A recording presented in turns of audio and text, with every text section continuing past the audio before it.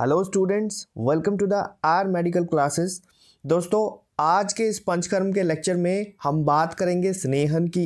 ठीक है, स्नेहन के बारे में पूरा टोटल सिलेबस वाइज हम देखेंगे कि क्या क्या चीज़ होती है स्नेहन और कैसे इसका यूज़ किया जाता है। इससे पहले कि मैं लेक्चर में आगे बढ़ूं, हम एक नज़र डाल लेते हैं पंचकर्म के सिलेबस पे। ठीक है, तो यहाँ पे हमने जो पहला यहाँ पे पॉइंट था इंट्रोडक्शन का, उसके सारे सब पॉइंट्स कंप्लीट कर लिए। ओके, तो पिछले लेक्चर्स में मैंने ये सब आपको करा दिया। अब हम पढ़ते हैं स्नेहन के बारे में। ठीक है, इस लेक्चर के अंदर हम etymology and definition of snehana and sneha, ठीक है, इसके बारे में बात करेंगे। और साथ में हम स्नेह योनि और स्नेह योनि क्या होती है, स्थावर और जांगम, इनके बारे में बात करेंगे। साथ में बात करेंगे प्रॉपर्टी ऑफ स्नेह द्रव्य एंड स्नेहपग द्रव्य। तो इन सब के बारे में इस लेक्चर के अंदर हम पढ़ने वाले हैं। ओके, तो चलिए हम अपने लेक्चर को स्टार्ट करते हैं। ठीक है, तो सबसे पहले आपका यहाँ पे एक हमने पिछले लेक्चर में पढ़ा था, एक टेबल पढ़ी थी। इसमें क्या था कि जब आप कोई भी पंचकर्म करते हैं तो उसको 3 स्टेप्स में करते हैं। तो सबसे पहले हम करते हैं पूर्व कर्म, ठीक है, और सेकंड जो हमारा मेन होता है उसको करते हैं हम प्रधान कर्म कहते हैं।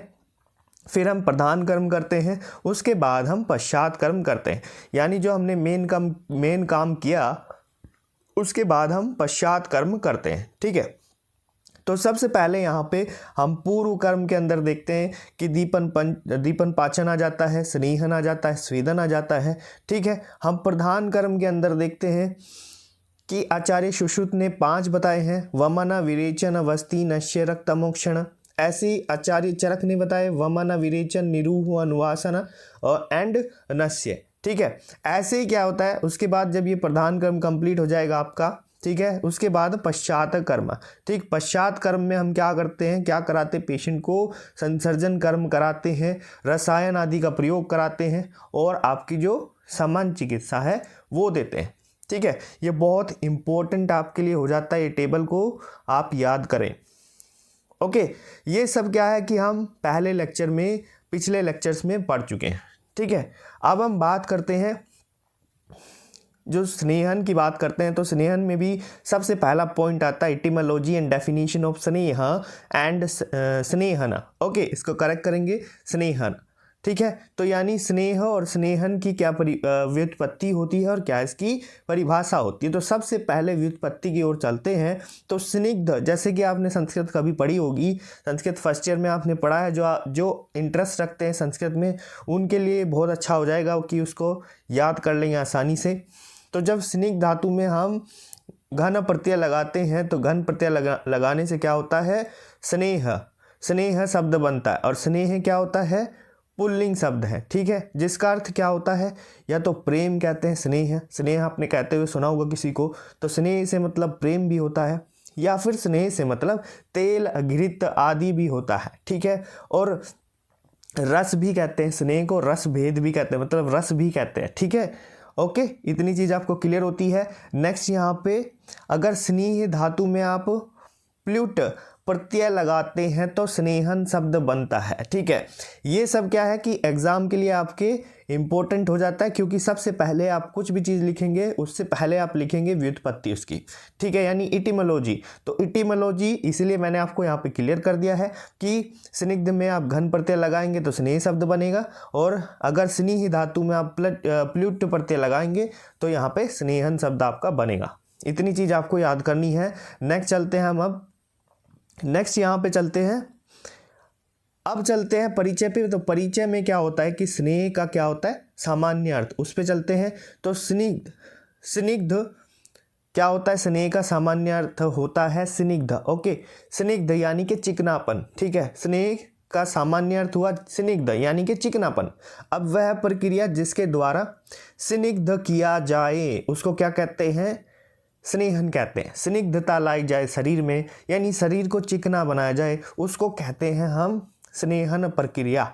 ओके, अब राज निघंटुकार जो है, राज निघंटु क्या है, निघंटु है, जानते हैं आप। तो ये क्या है, ग्रंथ है, बुकें हैं। तो इसमें क्या कहा गया है कि तेलादि मर्दन यानी तेल आदि से मसलना शरीर को, और अभ्यंग करना, इन अर्थों से क्या किया गया है। अभ्यंग क्या होता है, मालिश करना, पूरा शरीर की मालिश करना।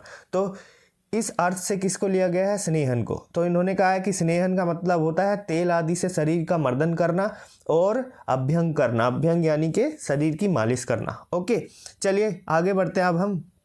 तो ये सारी बातें किसने कही है, ये राजनिघंटुकार ने कही है। चलिए अब आगे बढ़ते हैं। नेक्स्ट पेज पे क्या है, इसकी डेफिनेशन क्या होती है। तो यहाँ पे एक श्लोक दिया है, चरक सूत्रस्थान अध्याय 22 का 11वां श्लोक है। ये रेफरेंस हो जाता है, मोस्ट इंपॉर्टेंट है। अगर एग्जाम में कुछ लिखते हैं तो रेफरेंस जरूर लिखिए, श्लोक नहीं लिख रहे रेफरेंस जरूर लिखिए। तो स्नेहनम स्नेहनम स्नेह विश्यंतरम मार्दनम क्लेदनम कारकम।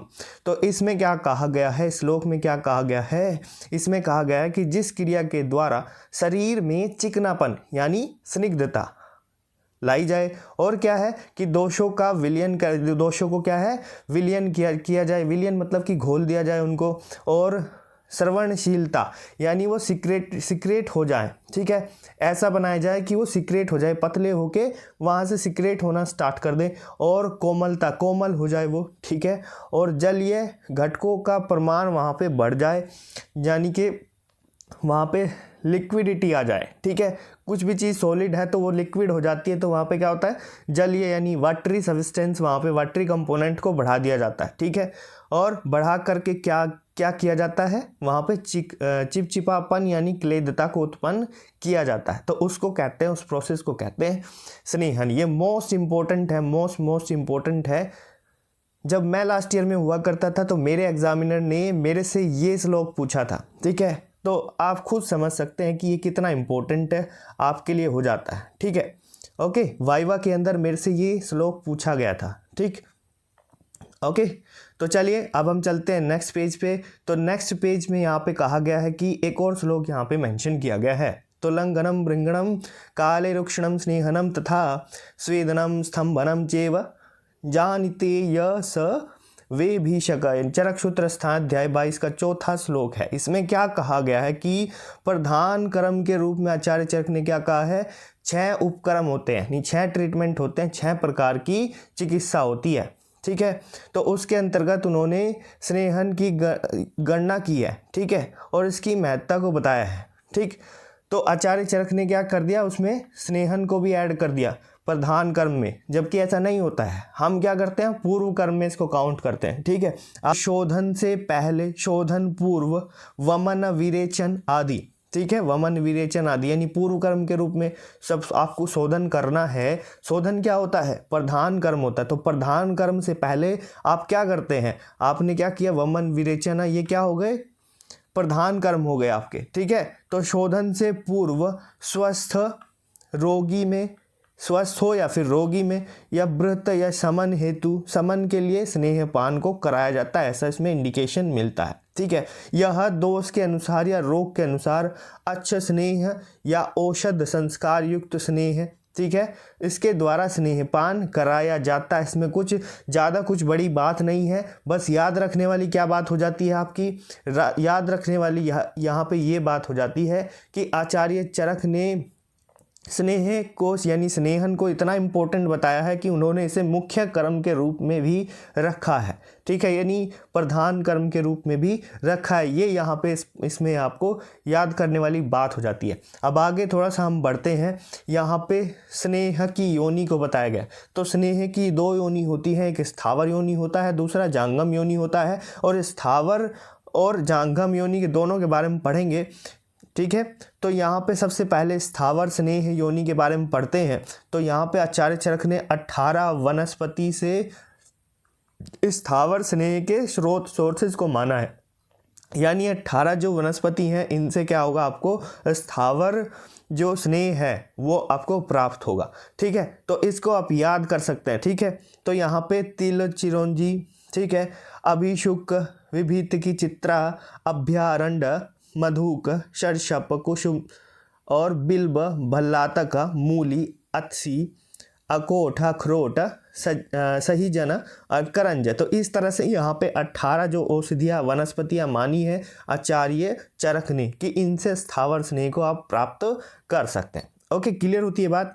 थोड़ा सा और आगे बढ़ते हैं। इसके अतिरिक्त भी और भी यहाँ पे वनस्पतियाँ होती हैं, जैसे कि मिर्ची, ठीक है, और तुवरक और जयपाल, ठीक है, और मालकांगरी, बादाम, नीम, जैतून और नीलगिरी, लवंग, कोकम, मूंगफली आदि, ये भी सब क्या है, इनसे क्या है, तेल निकलता है। इनसे क्या निकलता है, तेल निकलता है। स्नेह क्या होता है, चिकनाहट कुछ भी, ठीक है, तो इनसे तेल निकलेगा, तो बेसिकली ये भी क्या होगी, ये स्थावर स्नेह योनि के अंतर्गत आती है, ठीक है। जबकि अगर हम बात करें सुश्रुत की, तो आचार्य सुश्रुत ने द्रव्यों के गुण कर्म के अनुसार अनेक वर्ग बताए। जैसे पंचकर्म के लिए उपयोगी क्या कहा उन्होंने ऐसे इस तरह से योनियां नहीं बताई, उन्होंने बताया सिर्फ कि वमन उपयोगी, ठीक है, उन्होंने बताया विरेचन उपयोगी, शिरोविरेचन उपयोगी, ठीक है, रोग, उन्होंने क्या बताया, उन्होंने क्या कर दिया, वर्गों में इसको डिवाइड कर दिया, ठीक है, ठीक। तो रोग के अनुसार उपयोगी, जैसे दुष्टवर्ण, कुष्ठ, ये क्या होता है, मूत्रावरोध, अश्मरी, प्रमेह है। तो उनका कहना ये था, आचार्य सुश्रुत मेरे हमेशा से फेवरेट रहे हैं, क्योंकि वो सिंप्लिसिटी में बिलीव करते हैं, चीज़ों को सिंपल बनाने में बिलीव करते हैं, ठीक है। उनकी जो चीज़ें हैं आप देखेंगे, जैसे कि सुश्रुत संहिता में लिखा गया है शारीर स्थान को, तो शारीर स्थान को इतने क्या है कि एनाटॉमी फिजियोलॉजी शारीर स्थान के अंदर होती है, तो शारीर स्थान को इतने सीक्वेंस वाइज लिखा गया है कि कोई भी पढ़ेगा तो उसको इंटरेस्ट आने वाला है, ठीक है। उसकी बात फिर कभी करेंगे।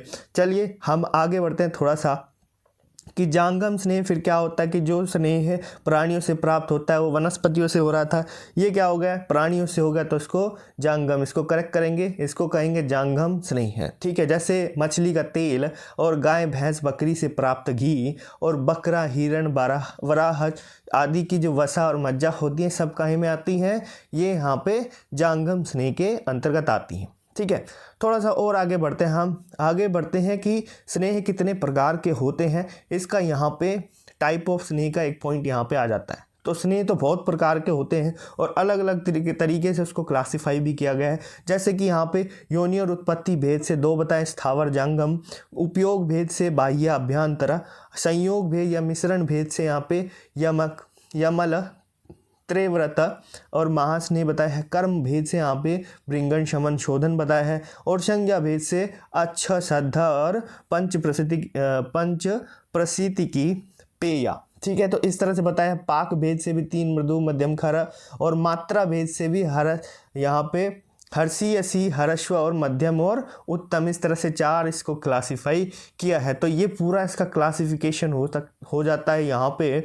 और अगर पूछा भी जाता है स्नेह कितने प्रकार के होते हैं, तो आप बताएंगे बहुत सारे प्रकार के होते हैं, अलग अलग टाइप में। यहाँ पे जितने भी आपसे याद हो सकते हैं, 2, 3, 4, 5, 6 जितने भी टाइप से याद हो सकते हैं, तो वो आप करेंगे, ठीक है, और वहाँ पे मेंशन करेंगे। ऐसा नहीं है कि बहुत सारे हैं तो कह के आप छोड़ दें, नहीं, आप कुछ भी एग्जाम में वहाँ पे लिखेंगे, ठीक है। इनमें से 2 लिखेंगे, 3 लिखेंगे, 4 लिखेंगे, आप कुछ भी लिखेंगे बट, ठीक है। आगे बढ़ते हैं हम कि स्नेह के जो प्रकार हैं, ठीक है, उनके बारे में बात करते कि स्नेह की, अब जो स्नेह के गुण के बारे में बात करते हैं हम यहाँ पे, ठीक है। तो स्नेह के गुण के बारे में बात करते हैं। तो स्नेह के अंदर कौन कौन से गुण होते हैं, तो यहाँ पे 9 गुण के यहाँ पे मेंशन है। तो सबसे पहला होता है स्निग्ध, और स्निग्ध किस चीज़ से बना है, तो आप्य से बना है, ठीक है, इसके बारे में बात करेंगे।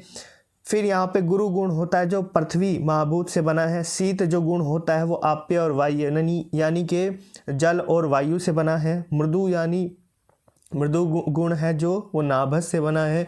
और द्रव्य जो होता है वो भी आप्य जल से बना है। पिच्छिल भी आप्य। सर क्या होता है, आप्य अग्नि। और मंद क्या होता है, आप्य। और सूक्ष्म क्या होता है, नाभस यानी आकाश। ओके, तो इस तरह से होता है, ठीक है। अब हम थोड़ा ये भी बात कर लेते हैं कि ये जो गुण है, ठीक है, ये जो गुण है इनका क्या शरीर पे कार्य होता है, इसको करेक्ट करेंगे। ये यहाँ पे क्या है, स्नेह के गुण। ओके, तो यहाँ पे शारीरिक कार्य जो होता है, सबसे पहले हम बात करेंगे स्निग्ध। तो स्निग्ध गुण क्या करता है, शरीर के ऊपर सबसे पहले वो स्नेहन का काम करता है, ठीक है। शरीर को क्या करता है, चिकना करता है। दूसरी चीज क्या करता है, आह्लादन का काम करता है। आह्लादन यानी कि शरीर को आनंद देने का काम करता है। तीसरा वो क्लेदन का काम करता है। क्लेदन बोलते हैं गीला करना, शरीर को गीला करता है। देन विषंदन का काम करता है। विषंदन यानी कि जो दोष है उनको पिघला करके बहा देता है, वो बाहर निकालने का काम करता है।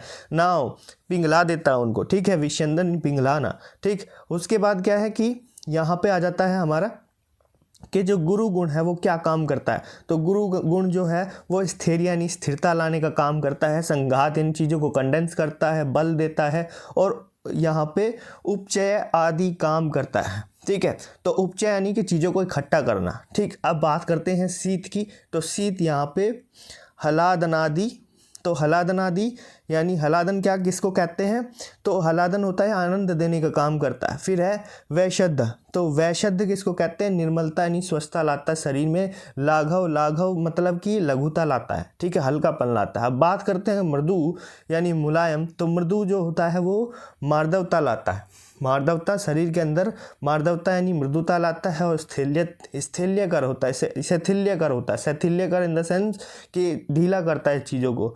ठीक है, और लाघवकर वही यहाँ पे लघुता लाता है। अब बात करते हैं द्रव, तो लिक्विड आपको पता ही है, क्लेदन यानी कि क्लेदन से, यानी क्लेदन या प्रक्लेदन बात एक ही है, तो चीज़ों को गीला करता है।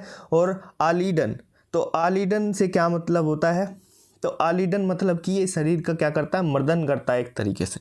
ठीक है, नेक्स्ट बढ़ते हैं पिच्छिल की ओर। तो पिच्छिल जो होता है वो बल देने का काम करता है, संघात कंडेंस करता है, चीज़ों को जीवन देता है, और गौरवकर होता है। ठीक है, सर की बात कर लेते हैं। सर जो गुण होता है वो स्नेह आदि, ठीक है, स्नेहन आदि काम करता है, पचन का काम करता है, अनुलोमन यानी जो वात होता है उसको नीचे के रास्ते से बाहर निकालने का काम करता है। फिर मंद, मंद जो गुण होता है वो शमन आदि का कार्य करता है। और जो सूक्ष्म गुण होता है वो अति सूक्ष्म जो अवयव हैं, बहुत छोटे छोटे से ऑर्गन्स हैं, उनमें भी वो प्रवेश कर जाता है। ठीक है, तो ये थे यहाँ पे स्नेह के गुण। ठीक है, जो कि मैंने आपको यहाँ पे बहुत अच्छे से बता दिया है।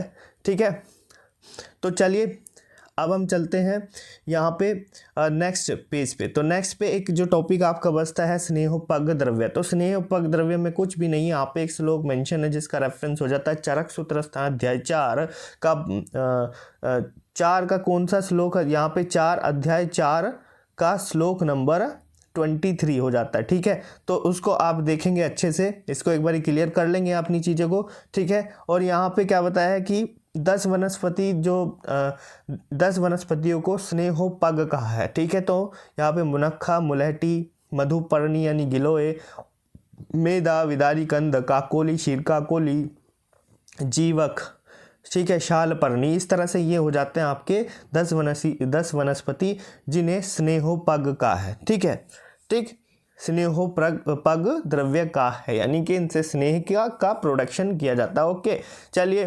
तो ये टॉपिक्स आपके ख़त्म हो गए हैं। ठीक है, तो कुल मिला के 2 सब पॉइंट्स हमने आपके क्लियर कर दिए इस लेक्चर के अंदर। फिर नेक्स्ट लेक्चर के अंदर हम सिलेबस के नेक्स्ट पॉइंट्स को क्लियर करेंगे आपके।